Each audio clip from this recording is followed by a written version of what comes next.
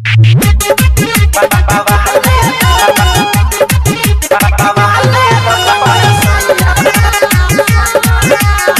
by DJ Mantu Raj. Mixed by DJ Mantu Raj. Powder Crimea लगाई ले लो, अखिया में काजर सजाई ले लो। पाउडर क्रीमिया लगाई ले लो, अखिया में काजर सजाई ले लो। ऐसे चमकी ना रूप के ललहिया, हवा सोहटल ही पिया कहिया से बाबा ले लगबे सैया। हवा सोहटल ही पिया कहिया से बाबा ले लगबे सैया।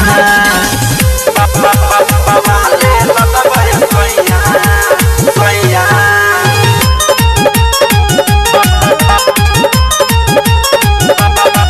हवा सोहटल ही पिया कहिया से बाबा ले लगबे सैया। चमके लगब चानी लेखा केहू पर जाई फीका हो। आव हेने सट पजरिया कदी काला एगो टीका हो। ए चमके लगब चानी लेखा केहू पर जाई फीका हो। आव हेने सट पजरिया कदी काला एगो टीका हो। गाँव बहली में हुई बरहिया, आव सोहटल ही पिया कहिया से बाबा ले लगबे सैया। आव सोहटल ही पिया कहिया से बाबा ले लगबे सैया।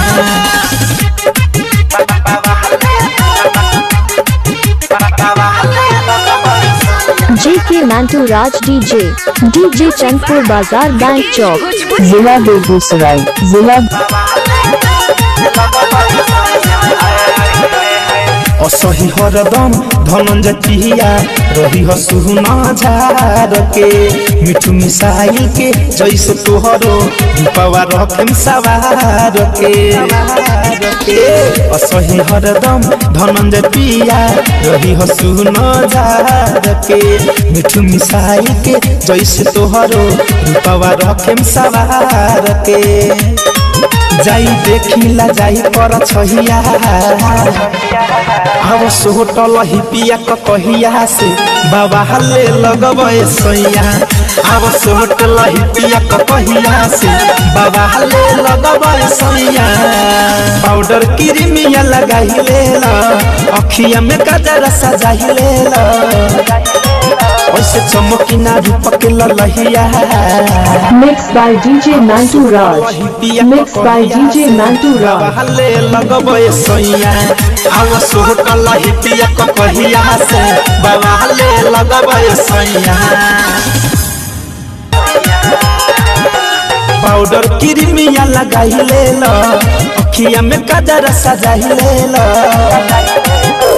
पाउडर क्रीमिया लगाई ले लो, अखिया में काजर सजाई ले लो। ऐसे चमकी ना रूप के ललहिया, आव सोहटल ही पिया कहिया से बाबा ले लगबे सैया। आव सोहटल ही पिया कहिया से बाबा ले लगबे सैया। बाबा ले लगबे सैया सैया।